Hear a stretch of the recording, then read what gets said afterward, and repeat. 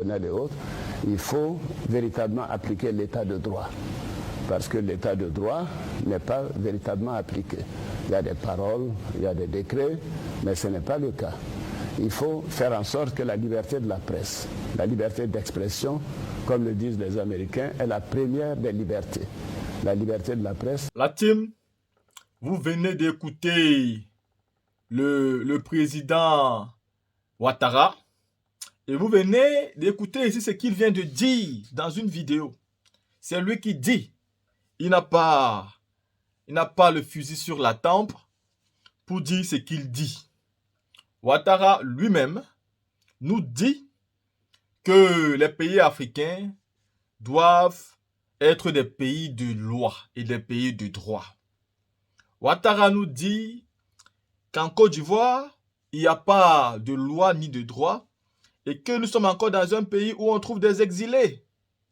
Ouattara nous fait comprendre qu'on doit sortir dans ce style de pays où on continue à avoir des exilés. On doit se retrouver dans un pays où il y a la liberté d'expression, où les citoyens peuvent s'exprimer sans aucun problème, où ils ne vont pas se faire arrêter tout simplement parce qu'ils ont dit ce qu'ils pensaient, et que ce genre d'État n'est pas un État respectable. Ouattara, Alassane, nous fait comprendre que la Côte d'Ivoire est un pays qui est mal géré et que vraiment, lui, il est le Dieu de la Côte d'Ivoire. Celui qui viendrait changer toutes ces mauvaises habitudes du gouvernement du président Gbagbo Laurent. Monsieur Alassane Ouattara, sans aucune honte, comme il n'a honte de rien, nous faisait comprendre qu'il y a des militants qui sont contraints à l'exil, des opposants contraints à l'exil, et que même ceux qui étaient à l'exil, on ne les laissait pas respirer.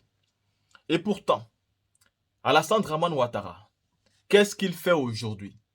Il est le pire, je dis bien le pire des militants RHDP d'abord. Il faut savoir que ce n'est pas que ceux de l'opposition qui subissent d'Alassane Ouattara. Il y a d'abord les gens du RHDP. Moi, je considère Soro Guillaume comme quelqu'un du RHDP, vu qu'il est du RDR. Et qu'il a été avec eux, il a mangé sur la même table avec eux et bu dans la même coupe.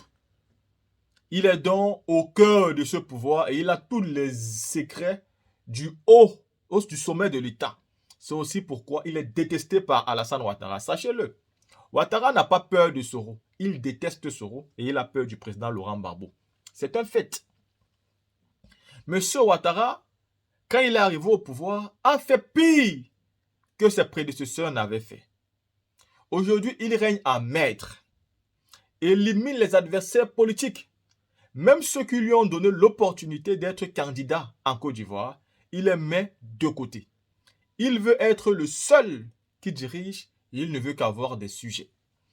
Ouattara aujourd'hui envoie tous ses anciens collaborateurs en exil et ceux qui fuient sa dictature, sa méchanceté, sa criminalité, il les fait arrêter depuis les pays où il se trouve pour les extrader dans son pays, pour continuer à les torturer. C'est le Ouattara d'aujourd'hui.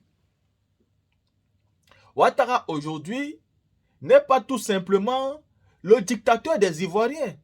Il veut aussi être le dictateur du Mali, du Burkina, du Niger, de la Guinée, du Gabon et bref, de tous les pays d'Afrique. Parce que lui, il se considère comme l'empereur, le Dieu tout-puissant, celui qui connaît plus que tout le monde. Je vais vous lire maintenant la déclaration du PPACI, Parti des peuples africains de Côte d'Ivoire, par rapport à l'arrestation de deux opposants, GPS, mais aussi de un opposant, PPACI, qui est Steve Biko. Maître Abiba Touré nous a quand même sorti un communiqué digne de ce nom, et je vais le lire pour que vous puissiez le comprendre, parce que je sais que nous les Africains, beaucoup parmi nous n'aimons pas la lecture, donc il faut faire une lecture ici, pour vous servir ces informations-là. Déclaration du Parti des peuples africains Côte d'Ivoire suite à l'arrestation de 3 opposants. Abidjan, le 19 novembre 2023. Nous apprenons que M. Mezou Koublan et Zlé Koulibaly, présumés proches de l'ancien président de l'Assemblée nationale, M. Guillaume Soro, ont été arrêtés samedi 18 novembre 2023. Par ailleurs, une personne connue sous le pseudonyme de Steve Biko a également été arrêtée en Mauritanie avant d'être ramenée dans un des avions de la flotte présidentielle en Côte d'Ivoire.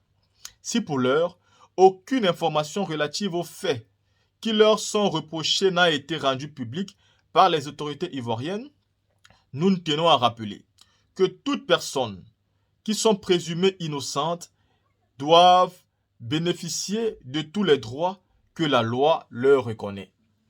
La team, cette partie nous interpelle d'abord.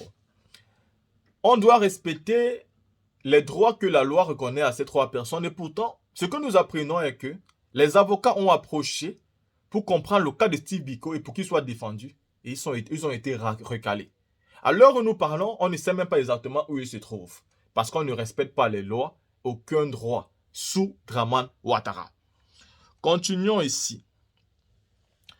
Nous condamnons fermement les propos injurieux et haineux qui circulent sur les plateformes en ligne.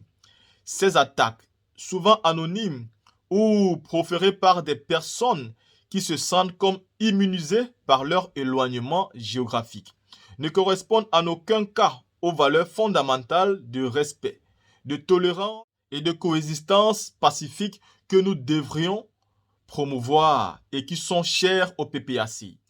Nous notons néanmoins que, face à un pouvoir où la liberté d'expression est restreinte, caporalisation des médias d'État par le pouvoir, ou menace de suspension régulière des journaux de l'opposition, certains individus se trouvent privés d'espace pour exprimer leurs préoccupations légitimes. Ce qui manque de la liberté d'expression pousse certains à se défouler sous les réseaux sociaux qui deviennent leur exécutoire. Et c'est la réalité. Si Alassane Ouattara empêche les médias de parler, surtout les médias qui ne sont pas pro-Ouattara, il faut forcément qu'aujourd'hui les citoyens comprennent qu'eux-mêmes doivent se défendre sur les réseaux sociaux. Et surtout qu'on ne fait même plus confiance aux médias ou alors à certains médias. Et que nous pensons que la bonne information se donne de manière crue sur les réseaux sociaux.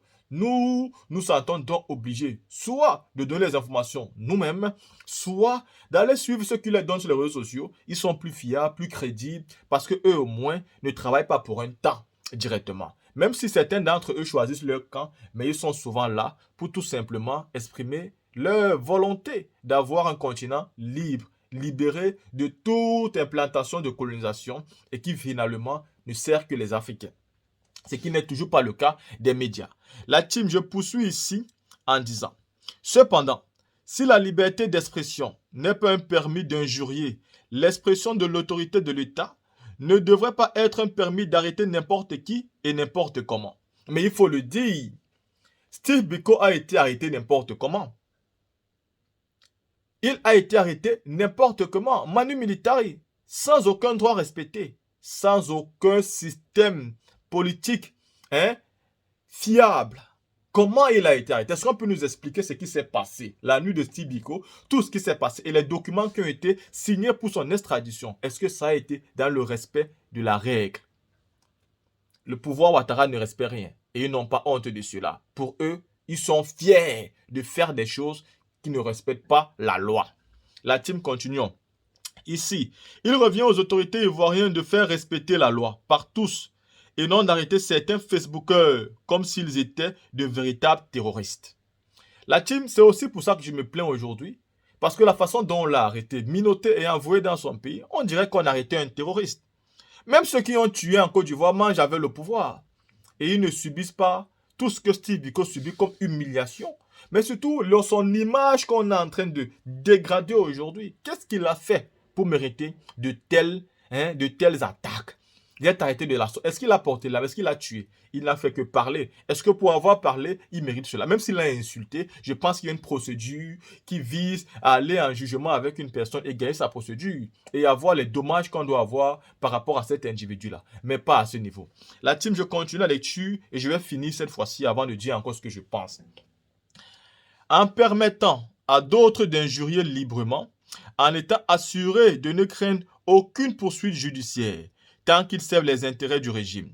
Alors que le pouvoir vient de supprimer le ministère de la Réconciliation nationale, ne cachant ainsi même plus son désintérêt pour la réconciliation nationale, le PPACI tient à rappeler que les exécutoires que sont devenus les réseaux sociaux demandent à suffisance un peuple en souffrance et non réconcilié.